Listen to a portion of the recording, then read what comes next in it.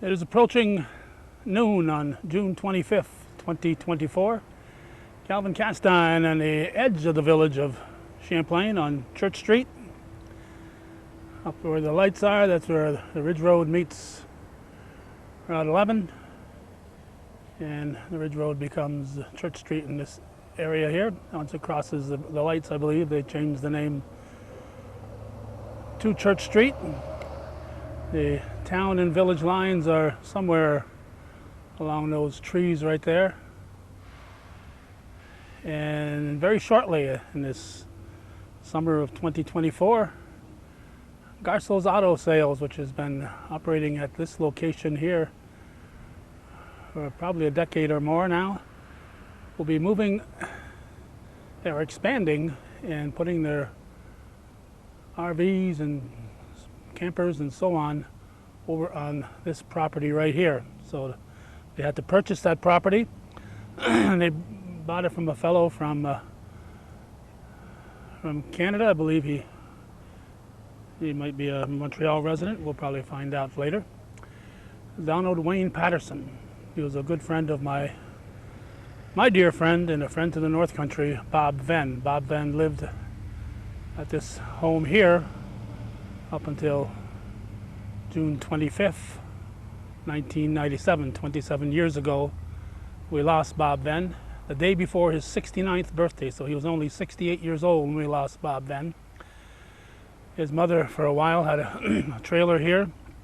Part of that footprint still remains, and a garage. And when she passed, Bob, of course, already owned that trailer, that mobile home, and the garage, and he stored some of his stuff in there. He was well known for the many outlying buildings he had behind his property. Bob was a collector in the truest sense.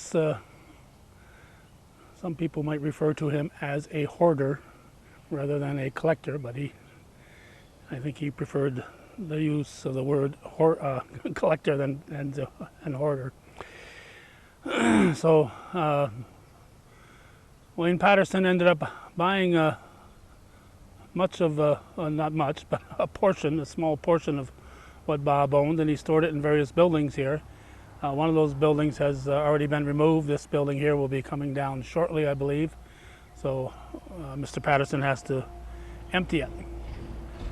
For those of you who are familiar with hometown cable, Bob Venne was a staple starting in 1989 through his death 8 years later in 1997. When I first started talking about doing local programming, we began doing coverage of local events on June 7th, 1983. But when I put in my plan for it, included doing high school sports, that first event was Peru Northeastern softball championship game. High school sports, adult sports, community events like parades and graduations at the school, and tours of various businesses and the history of the area. I wasn't able to do much of that until sometime in 1988. Bob had retired from customs after a career there, and he was looking for a little something to do, and fortunately for me, he was willing to work for free, because we certainly weren't making much money, if any, but we were eking our way by. So Bob stepped up, volunteered, because he has had a great love for the history and the community, and he wanted to share that history and learn more while he was doing it. We went into these stories that we did on what I ended up calling "What's Going On Here." I remember the first program we did. Bob said, "I'm not sure what we're calling this show," and I said, "I already told you. What's going on here?" And at first he wasn't quite sure of that name, but it really caught on. And so "What's Going On Here" with Bob Venne became a staple of people watching cable in the North Country for those 8 years. Unfortunately, when Bob passed on, fortunately for me, I was able to hook up with Gordy Little, and Gordy Little continued to do programming of that nature on the show I dubbed Our Little Corner. And Gordy did that from 1997 till June of 2016. So he passed away 8 years ago, a week after his birthday. I think he had just turned 79. So, and the ironic thing is, both of those gentlemen, Bob Venne in 1997 and Gordy Little in 2016, were both of their funerals were on June 28th. Bob was born June 26, 1928, and there's a park across from Northeastern Clinton Central School dedicated to his memory. It's going to have sports. The town is really working hard on it now, led by Town Supervisor Tom Trombley. Sports, it's going to have recreation, all kinds of recreation there, and history. Bob was very, very much into the history of the North Country. So we're awaiting the arrival of Mr. Patterson. He said he'd be here at noon. It's about 12:03 right now. If I were Bob Venne, I'd be wondering where in the heck he was, because Bob, if you knew him, was a very precise person. If he said he was going to start at noon, Bob would be there at noon. And he was a compulsive person. One of the shows I enjoy watching is a show called Mr. Monk, about a obsessive, compulsive police detective. And Bob had many things that he was compulsive about, and doing things on time, doing things right, and not throwing stuff away that could have some future use was very important to him. So we will be awaiting the arrival of Mr. Don Wayne Patterson, and he's going to take us inside and show us a little bit of the stuff that remains here that was once property of Bob Venne, as he has to vacate this building and bring his stuff up to Montreal. Young Mr. Patterson has arrived. We are across from Grasso's Auto. We're going to start right here, off topic for a moment, because this is where my father's parents and his sister, who died at the age of 11, are buried. Robert Castine, who died when my father had just turned 17 back in 1939. He died at age 44. Adelia Trombley Castine, his wife, lived to be into her 90s, born in 96, she died in 89. So they're not too far away from Bob and Teresa Venne's stone here. Teresa living in Plattsburgh as we're doing this. She was a gay, and here's Dona Gay's stone, so I knew when I saw that Bob's stone would be pretty close to it, and here it is. Bob Venne, 6/26/28, I should say, was when he was born, and 6/25/97, the day before his 69th birthday, was the day that Bob left us. And we're here with Mr. Patterson. First met this guy who was going by Wayne, then he went by Donald, then he went by Donald Wayne, but never Floyd Patterson, right? Right, but for a long time it was Don Wayne in the music industry and as a radio announcer. So Donald Wayne Patterson is the full name, but we used the Don Wayne. Okay. The girls call me Don Juan. We won't go into any details on that. All right.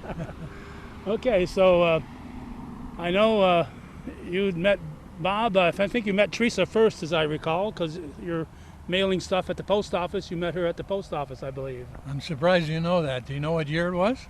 I don't know that much, no. Well, it was during the mail strike, and we had several up in Canada in that era, and that was one of the many reasons that us Canadians come down here. Whether it was during a strike or even now, a lot of people come because it's cheaper to mail stuff to American customers, which is what I do and my son do on a regular basis. But 1970 was the strike we had. I had a 1967 Dodge Dart convertible. I came down here with my wife, and at that time my sister was working for the Montreal Gazette in the photography department. And the photographer was sent down here to take pictures for a story. And so I met him here, and we sat in the Cadillac with the Dodge Dart with the top down, stood up behind the wheel, and put the mail in the mailbox. And he took a picture of that, and then we went inside and took a picture with Teresa. So I met him. So that's 54 years ago. 54 years, that's right. And I met Teresa before I met Bob, yes. Yeah, and Bob you met all the time at garage sales. Well, what I got to tell you, first of all, I read a book that said there's no coincidences in life. You know, the reason you meet people and you do things many, many times is because it was meant to be. It's not a coincidence. The book is called Celestine Prophecy, really worthwhile reading. And I was meant to meet Bob. He was almost a Gemini, which I am. I'm June 7th, and he just missed being a Gemini. And I usually do a lot of business with Gemini males. Don't get along too good with females. But Bob, I was working for a record company, and we had 125 stores across Canada, and we also sold wholesale, and especially down in the States. And the era that I met Bob, the black light posters were big. And we were getting those. I don't know if we were buying them or actually printing them, but we were selling them in large quantities. And so we sold a big load, and I was doing export and sales, and we shipped all that down here to Champlain, and Bob was in the paper, so that fell under his, and he calls up. At the customs. Customs, yeah, right. That's what he'd handled. Yeah, so they seized the whole shipment. It was a huge shipment of these posters, and he called, and I took the call, and he said, "You got a problem." I said, "What's that?" He said, "Every one of those posters got to have a sticker made in Canada." And I said, "You either can come down," he said, "you can either come down and do it, or we can have it done down here." I said, "I'll be down." And I came down, sat in his office, saw pictures of his jukebox on the wall, and of course I had like 8 jukeboxes, and we got talking, and I realized he was a fellow collector. And then that was it. Bob and I, then we were friends from years after that, all because of those black light posters. And it was meant to be in my mind that I was to meet him and start running around. Yeah, so you ended up, I know the lot that's in the village was Bob's property. Was the lot that's in the township, was that somebody else's property when you bought that? Well, what happened with Bob is he got me to meet so many people, including you, and so many interesting people. You know, I could go on and talk for an hour on a lot of the people we met, but we basically, we ran around to garage sales and flea markets and antique stores and church bazaars and St. Mary's as well. And one day we had bought so much stuff we didn't know where to put it. So his uncle, Frankie Monette, had that duplex on the corner, Church and Main, and the church, and the huge barn, 2 stories. Right. So he said, Bob said, "You know, my uncle will rent us the bottom. I'll take half, you take half, and we'll start putting our stuff in there," which I did, and he did. And then one day Frank Monette said, "I got to sell the place." And I said, "Bob, we can't move all that stuff. What are we going to do?" So I bought the place. And bad investment, but I bought it. Yeah. And then Bob said, "You know what, I'm going to introduce you to a couple of Mason guys. A Masonic Lodge, double buildings for sale, and you can get a hell of a deal on that." So I ended up buying that. I bought a few other places in the village and then fixed them up and sold them, rented for a while and then sold them. And then Teresa, when Bob died, she wanted to sell the garage and the motel unit. She had 2 motel units there. She left one there. Yeah, in the back, the little cabins. And I had the other one that they moved. I paid the guy to move it, put it beside the garage, which since he's just torn it down. Right. But, and so I used that for storage, but I had a lot of Bob's stuff still in the garage, and I didn't bother touching it, even going through it. I sold this place in January, but with the snow and cold weather, I said I need 6 months to empty the place. So by June 30th, it's got to be empty, and that's why we're here today, because I'm going to start boxing stuff. I've already started moving some of it, but I got to continue boxing today, and then by the 30th, it's all got to be up. So when people called up like you did and said, "What's going on with the property?" Well, what's his name again? Ricky Garso. Ricky Garso. He'd been negotiating for a couple of years wanting to buy it. And eventually we made a deal because he didn't want to buy the whole thing. And then eventually he said, "I'll take the whole thing." And you can see what he's already done. Started tearing down all the trees. Right. And they tell me that what he's thinking about doing, he's going to park a couple of cars in the garage, he told me. And he also said that there's a chance that he may put motorhomes on the property, whether to sell or rent, I'm not sure. but that's what he's going to do. And of course, he's a collector that I was introduced to as well with He's all got his car collection. Oh yeah, car. And, there's a sign out there that has some motor history to it. Rick's interested. Now I've got a little treasure I'm going to show you that I found in there that I think you're going to like. I don't know if you'll want it or not. I found a little tee, a golf tee, that had Tom Venne's name on it. So I've kept that for him. There's a safe in there that belongs to Teresa, and she wants that. I found a bag of keys. I don't know what they're for, but she would like to have those for a relative. And so it's just a lot of fun. And Bob and I in the past as well, whenever we saw something that I liked, we negotiated. Many times he would sell it to me. And when we went around to the garage sales, if we both liked something, and we did a lot, just about every Saturday, what he would do is he would take the Plattsburgh paper Saturday morning and map out all the places where to go, A, B, C, D, and then I'd come down 10, 11 o'clock, and we'd run around and stop everywhere. And if we both saw something we liked, we'd either flip a coin or we were very agreeable. You take it, I'll take it, whatever. But it happened often because we had the same taste. Yeah. You're collectors. Some people say hoarders now. You know. Oh, definitely hoarders. Bob and I both. Except he was an organized hoarder. Big difference. Well, he was until the very end. He's starting to lose control. Well, you know, I just emptied 150 jars. Oh yeah, yeah. And all those jars had nails and nuts and bolts and screws and hardware, and he had little labels on each one what was inside. You know, he would sit in the basement for hours and hours and hours and organize all your videotapes. Oh yeah, of all his shows he did. He'd have a baseball game on in the background, and there you go. Be doing. I had that screen thing with the 4 TVs on it. And he'd be watching all 4. I got that. That was one of the things he sold me, and I still got that down in the barn there. So I got a lot of memories of Bob. Good memories. Yeah, of course he was fortunate here for there was a drive-in theater back of his house, and when they put it in, he ended up getting access to the back view of that. Well, of course, he had the trailer there, right, full of his stuff. And what he did was he got one of the speakers from the theater, and that was another reason we used to come down here too when we were young. I don't know if you know, but in Quebec, when we were young, we couldn't go to a drive-in. No drive-ins. The Catholic Church wouldn't allow it. Well, I can't blame them. They wouldn't allow Elvis Presley to come and appear in Quebec. Good. We had to go to Ottawa to see him. And we couldn't go to theaters until we were 16 because we had a bad fire and a lot of kids were killed in the theater. So a lot of reasons why Canadians came down here on a regular basis, including me. I used to bring gals down to the drive-in theater. But anyhow, he had just to give them a ride, just to help them out. Of course, we had 2 in town. We also had the Border View up on Route 9. Yeah. That was there first, and then this one here came in. Yeah, I used to go to both. Yeah. But he had his trailer, and he would have the speaker there, and he could sit and watch the movie through the trailer and hear it on the speaker in his trailer. Yeah. Of course, he also had a trailer for his mother out in front of the garage and the motel unit as well. Yeah. But what I wanted to talk to you about that I don't know if you know, and I just found out, the day that he died, do you know what happened the day before? Well, he was with me for 2 programs. I know that. All right, and then what did he do? What time of day would that have been?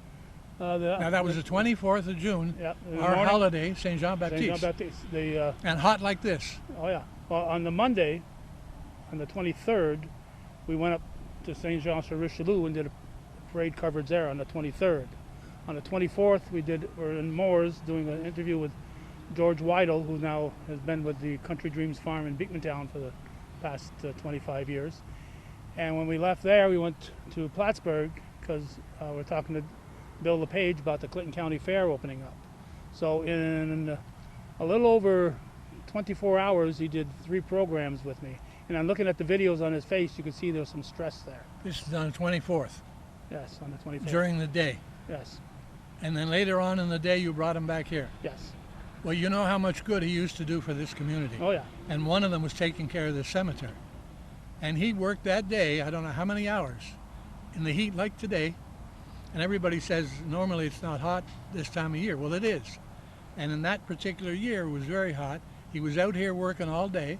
He went home, and a whole gang of family was there that he never expected, including family, his sister from Texas. And he was so surprised to see all the family. And he was a little flustered, like you said, and he looked not too good. And at one point, he said he wasn't feeling that good. And then he had a whole lot of conversation with them. Everybody stopped and saw the cars there from Texas So they all stopped, all his kids, grandkids, Uh-huh. everybody was in there. And it was like a mini reunion. Teresa went crazy because she had no food, no nothing. She didn't know what to do. And then he went to bed and still wasn't feeling good. He just sat there on the bed. And she forced him to go to the hospital. She put him in the car and took him to the hospital. And of course, he died the next day. On the 25th. Yeah. So whatever he did here for the community that day, as far as I'm concerned, killed him and gave him a heart attack. Well, first of all, standing out here in the sun, we'd be in the shade right now for Bob, because Bob, like you, was very light-skinned and he didn't tan, so he did not want to be in the sun. He always wanted to be in the shade, so he would try to stay in the shade as much as possible. But that winter, I don't know if it was January or February, we had some kind of a rain event. This, of course, following the flood of '96, which destroyed many of the buildings that you bought here in the village. But that winter of '97, there was flooding going on in Bob's basement. And he had told me probably that Monday or Tuesday that the doctors thought maybe he had had a heart attack then, because it was flooding his basement. And as you can see from that house up there was no real way to get rid of it, because the basement is as low as anywhere else. So with no power, the power went out, so he couldn't run a sump pump. So he was carrying up buckets of water for hours in the middle of the night. And that may have been his original heart trouble that happened at that point. That was '96, 2 years earlier. No, the flood was '96. Oh, sorry, '97, yeah. Yeah, so '97 in the winter time, that's when that there happened. Okay. So between the flood of '96 and his death 6 months later, 7 months Could have later, been the start. yeah, he told me that, he thought, his doctor said that maybe he had some kind of a heart thing, but he didn't think it was bothering him at that point when I was talking to him on Monday and Tuesday of that week. So Well, it's funny, again, talking about no coincidences, and why we picked today, his anniversary of his death, to come here and do this, is all meant to be, as far as I'm concerned. He did so much good. He's got 3 personalities. I only knew 2 of them. I knew the one as a collector, and I knew a lot about a lot of good he did for a lot of people. The third one, personal and family, I didn't know a lot about. But I'm just noticing on the grave, his daughter's name is on the back of it there, Barbara. I assume that's his daughter. well, all 3 are there. Sue, Barbara, and Thomas are all in the back, and Sue just passed away within the last few months. Oh, as yeah, you may Sue, I'm recall. sorry, yeah.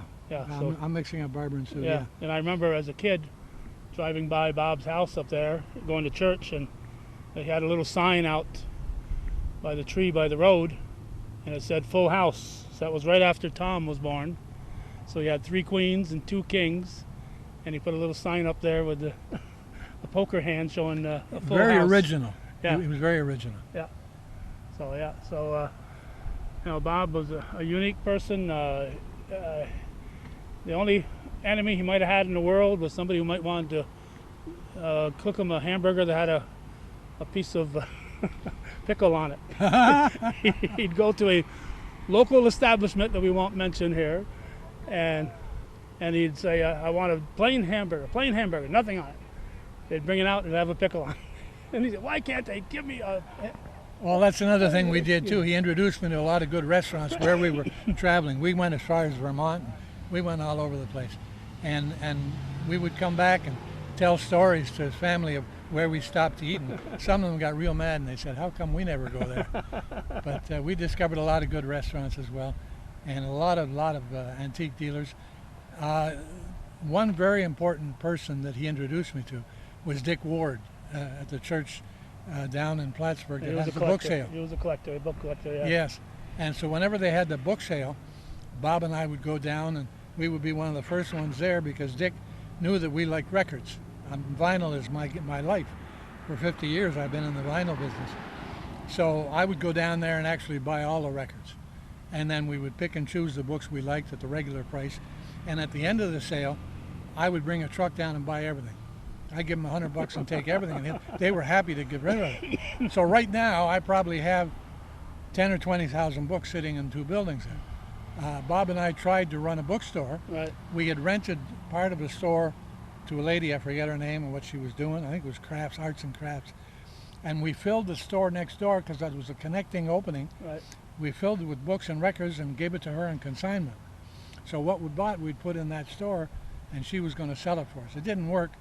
but the books are still there. If you know anybody looking to buy 10 or 20,000 books, I'm looking to sell those. Some of them, some of those got a little, a little soggy though, right? Well, that's the problem. Yeah. Yeah. Yeah.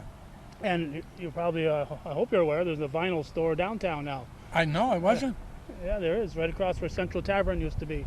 So it's across from the gazebo, kind of, a little bit diagonal to the gazebo down there, the Paquette Park. I'll across have to the go road. check that. Yeah.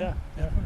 Definitely. Yeah, Well, it seems downtown they're trying to do a little bit of good, and that's yeah, good. they're hoping to make some kind of a comeback, and you can wish them well, I guess. Yeah. I know the mayor has a little coffee shop and bookstore there that she's operating now. It's open for limited hours a day, but Was that the building her husband renovated? yeah, the old Falcons drugstore? The old Falcons Oh, yeah, drugstore. Yeah, it was okay. opened up about a month ago, and Another interesting person Bob introduced me to was DJ Eddie, the hairdresser, oh yeah, between Teresa, who used him as a yeah, hairdresser, that was her. and his mother, who's an antique dealer. Yeah. And he had a whole lot of stuff, or she had, from an old church, 1850 Malone. And he had stained glass windows in a big, big frame, taller than us. And I ended up buying one of those, They which did. I still have. But I understand they're both passed away Yes, since. yes. But again, another interesting person that he introduced me to. There's so many people that I was able to meet. He knew everybody, and everybody knew him. Well, sure. Thanks to you and your TV Well, shows he too, was, as he was well. well known before that, but getting him on TV every week certainly helped increase his notoriety. Now I understand you did that for about 9 years with him. The first one we did a couple in '88, and then in '89 we started doing it as a weekly basis. But we did a couple in '88, then he died in '97. So we had a little over 89 to '97, a little over 8 full years, plus a few stragglers besides that we'd done. First one we did was right next door to me in '88 when they were rebuilding the Ridgeview farm that had burnt. So that was the first show we did. And for a while, it was the most popular show he ever done. But then when we did the flood, he got a Telly Award for that, and so. I think too we shouldn't forget that the fact that he married Teresa, he got gold with her, and morally she was such a good addition to his family. And she's today, now of course, 92 years old, Yep. still doing good in Plattsburgh. But she ended up selling me that garage when Bob died, and she was happy to get rid of it. And she didn't care about all the stuff that was in it. They'd already cleaned out most of it Right. for the Bob Venne Park, which she would love to hear from somebody Yeah. to know what's going on. Well, with the park. we're making the town supervisor Tom Trombley is really making some strides there. Where's it going to be now? It's right across from the school at Northeastern. Okay.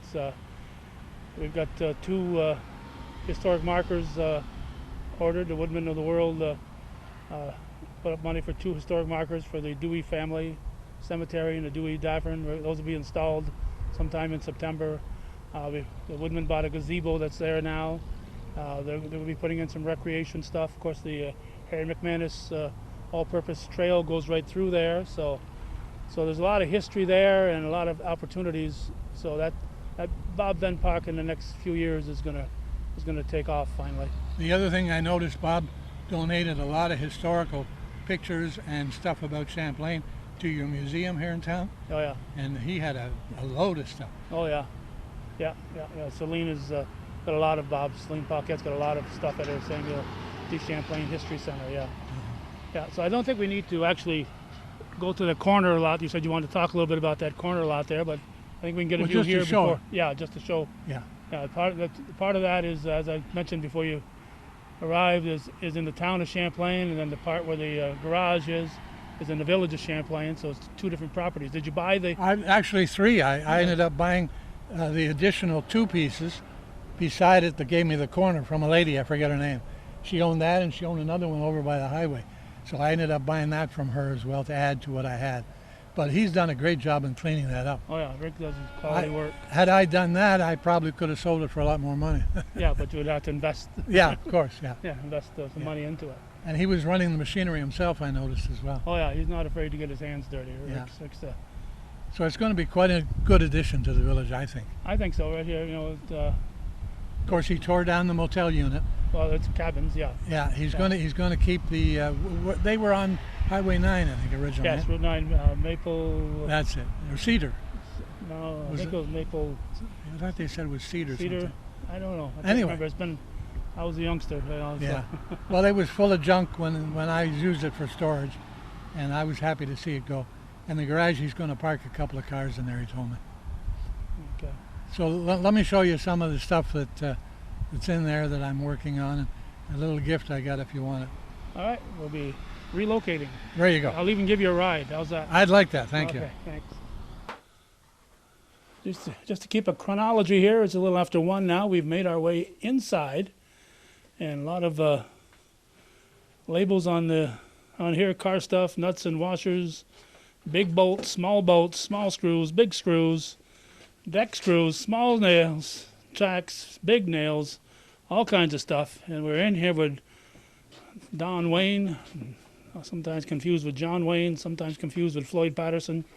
I got to get everything boxed to get it out of here. Of course, it's a big job. Yes, so he's got a hot, muggy day. Of course, it'll be cooler tomorrow, so you'll be better working tomorrow, but it might be raining a little bit. What you got in your hand there, I'm young going man? to show you this gem that I found. All Look at right, that. what's going on here?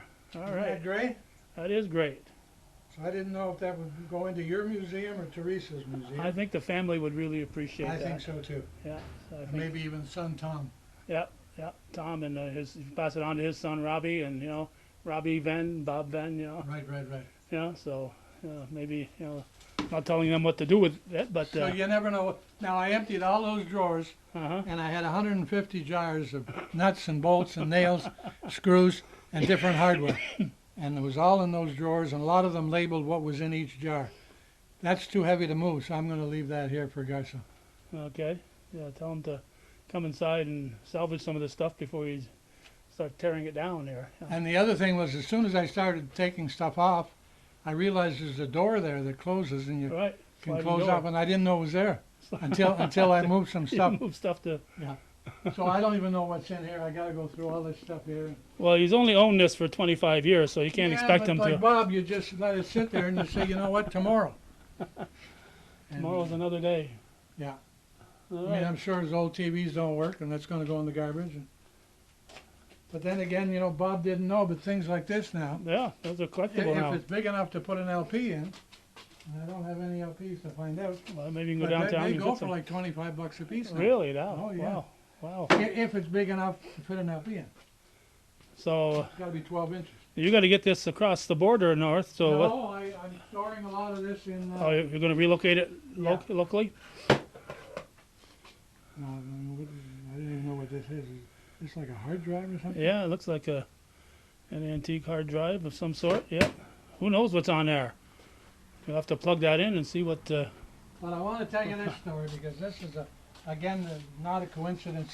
Let's go put this over by the window so it's good and clear. All right. This is from January, February, 1988. All right. Yeah, the king is there. There we go. This is the first edition of Discovery's magazine newspaper Uh-huh. when it came out. And the funny story was I come down here one Saturday and we go to the post office and Bob has one of these in his P.O. box and he looks at it and he says, "Did you send this to me?" And I said, "No, Bob, I did not, but let me look at that." And I look at it and I get very excited because the owner of that, I just want to find a place where I can sit down. All right. Hang on. We'll shut the camera off for a moment. Okay. Wayne's going to, or Don Wayne, or Don or Wayne or whatever. What do you want me to call you today? Don Juan for Don now. Juan. Don Juan is going to be sitting down. It's about 85 or 86 degrees here, but you said it's almost what in Canada right now? It's about 30 our Celsius instead of Fahrenheit, yeah. Right. But we have trouble learning that as well when we get to be 82 years old, you know. Yeah. But anyway, what happened was I came down one Saturday, and what happened is most of the time I'd come on Saturdays to do the garage sales and stuff. And we went to the post office. That's another introduction. He got me to open up a P.O. box. He got me to open up a bank account. He set me up in business to be able to sell stuff on eBay and on the internet and run a business out of here, Uh-huh. which I still do to this day thanks to him. But anyhow, he shows me this newspaper, brand new first edition, and I look at it, and I knew the guy that put it out. His name was Jerry Osborne.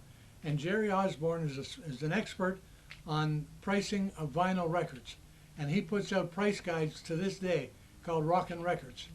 And he decided to put this newspaper out to compete with the only paper that was out for collectors called Goldmine.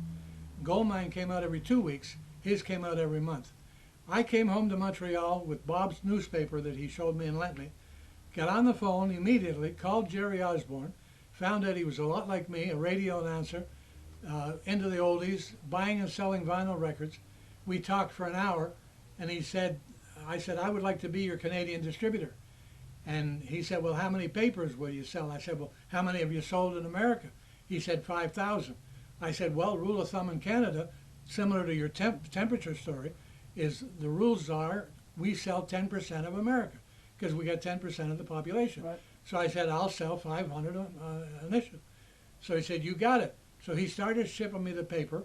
I ran a new business across Canada to used record shops selling Discovery's newspaper in 1988. I did that for 2 years. It was labor intensive, but by traveling across Canada doing record collector shows where I'd rent a table and see all these dealers and get them to buy the newspaper and sell it in their stores, and discovered that in 1988 CDs was just starting. Again, not a coincidence. Right. I'm out there and I'm realizing there's a business there. I had been an importer of vinyl records from Europe, what we call budget product. And CDs, when they came out in '88, were selling for $24.99. I was able to import CDs, that's Canadian, versus American US Right. dollars. So I don't know what the equivalent would be. Let's say $19.99. And I had stuff that I could retail for $12.99 that I could import, sell wholesale for $7.50. So seeing all these guys with the newspaper, I said, how would you like to buy CDs? And it was hard to convince them because most of them were committed to vinyl. No way CDs were going to happen. But they jumped on board. And then I had a hell of a business selling budget CDs. So after 2 years, I dropped the newspaper. But all of that thanks to Bob. Wow. Again, not a coincidence. To me, it was meant to be. Yeah. Yeah. And, Amazing. and that goes back to my Celestine Prophecy book that everybody should read because it's a great book. Who's the author? I think it's James Redfield Redfield? is his name, Okay. but you really should check it out. All right. So that's another story about meeting Bob, and I've been '88. Now we probably met each other, I would say probably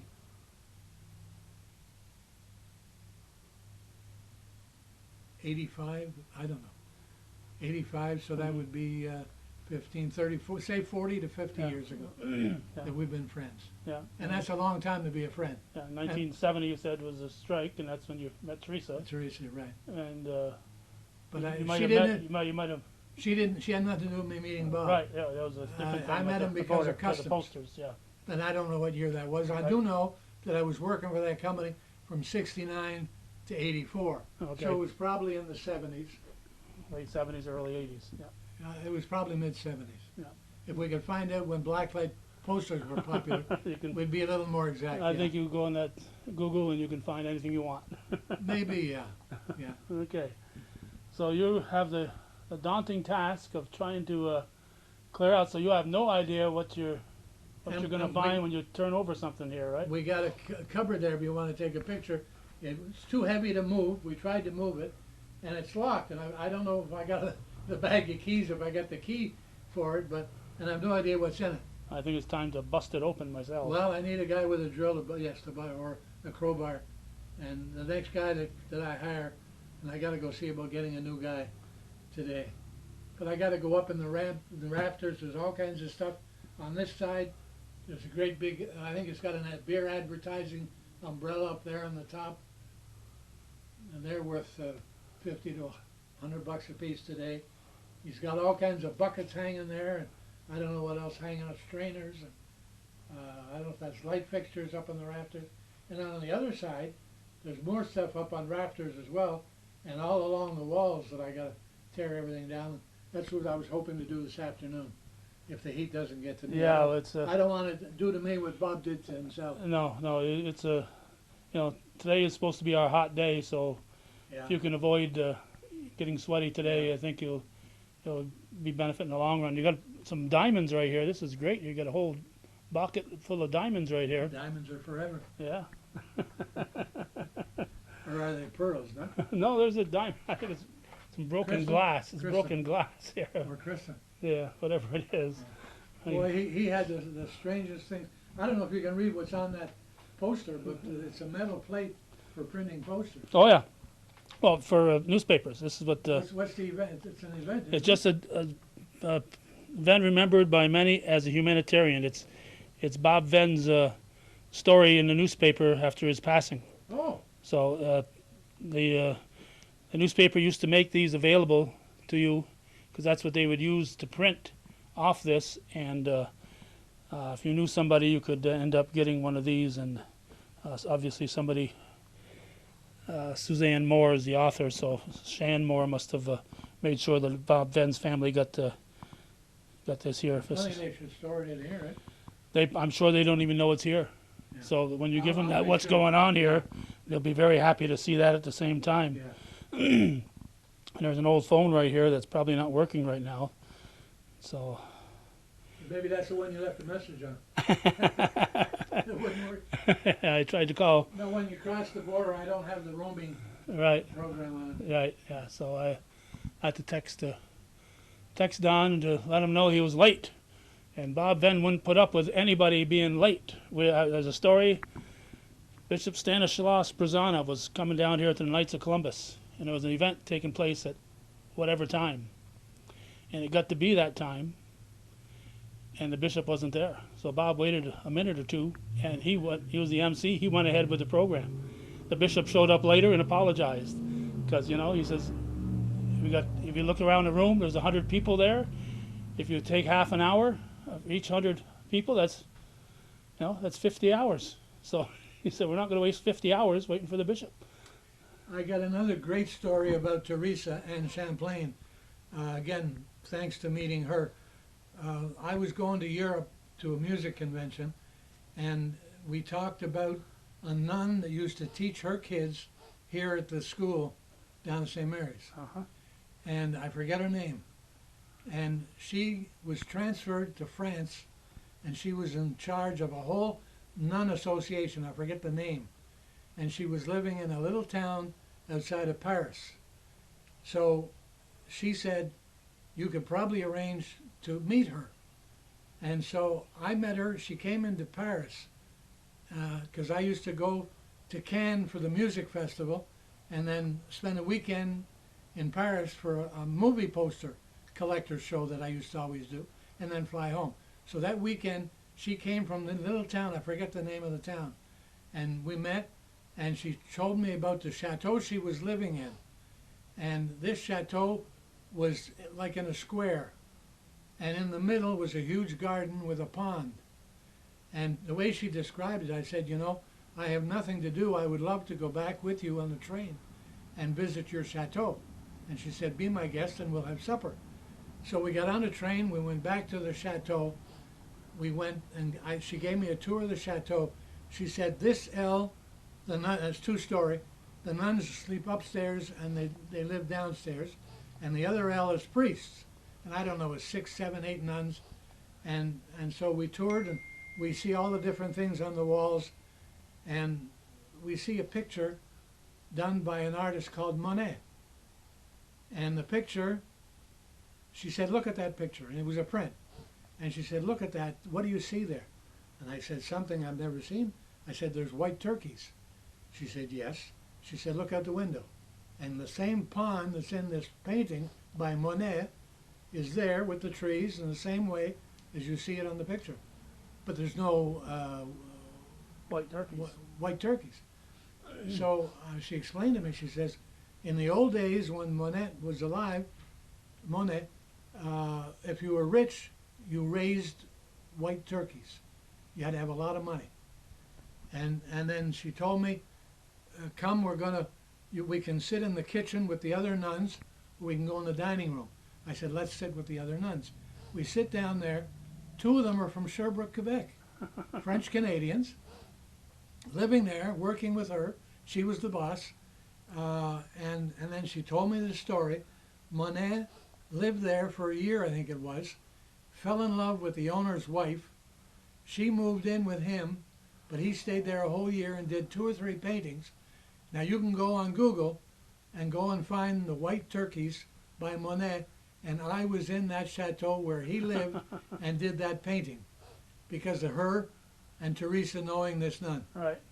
Again, Right. Just, meant to be. right.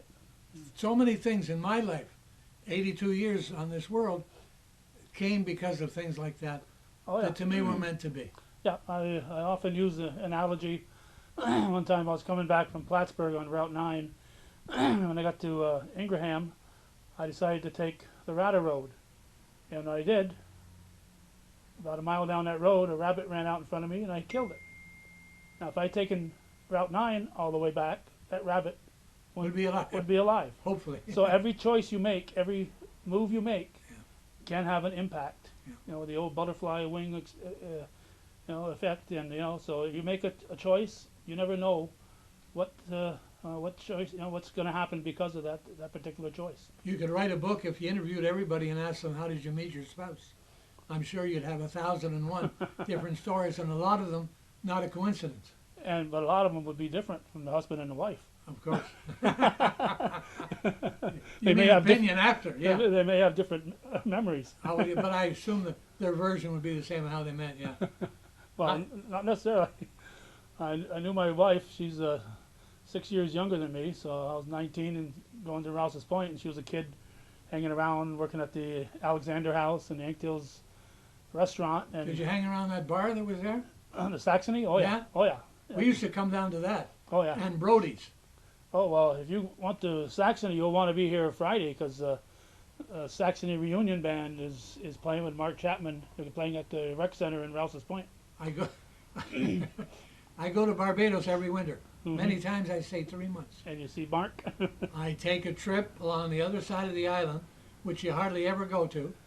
We're sitting in a little rum bar, me and my other friends from Barbados. We just went there for drinks and something to eat, and then go back to where we stayed, to the other side of the island. And sitting there is a bunch of guys playing and singing. A lot of black guys and one white guy. And who is it? Mark Chapman. And so you got to go all the way to the east coast of Barbados to meet a guy you know from Rouse's Point. Again, how small the world Yeah, is, yeah, which is the second explanation for a lot of things that happen. yeah. But yeah, he was staying there for a long time. Yeah, his And mother the had property down there. And there yeah. was another guy that was living there that had a house right by the water, who was from Plattsburgh, and he was like a rubby-dubby. And I think he was dealing in marijuana, but I'm not Oh, sure. But he was, this is another guy. he not was Mark. living, Yeah. he was living permanent Uh-huh. there. I don't know his name or what he was. Well, we won't mention his name. No. But interesting stories. Okay, so I'm going to, unless you got something immediately to say, we'll shut the camera off and we'll find something to point the camera at and talk a little bit. So we're looking at some of the trees that have been torn down. Will be gone very shortly here. Again, this is June 25th, 2024. Talking with Don Wayne Patterson. Are you from Montreal or? Montreal, born and bred in Montreal. Born and bred in Montreal. And very active in the music business over the years, and became a very good friend of our friend Mr. Bob Venne, and of course Teresa Venne, and was always very interested in what's going on here with Bob. And we're going to bid adieu here. He's got some cleaning out to do before his place is overtaken by Garceau's Auto Sales, and in the coming days and weeks ahead, you'll see this little corner here where South Street and Church Street meet. Will change very drastically in the coming months, this summer of 2024. Any final words? Yeah, it just was a big pleasure.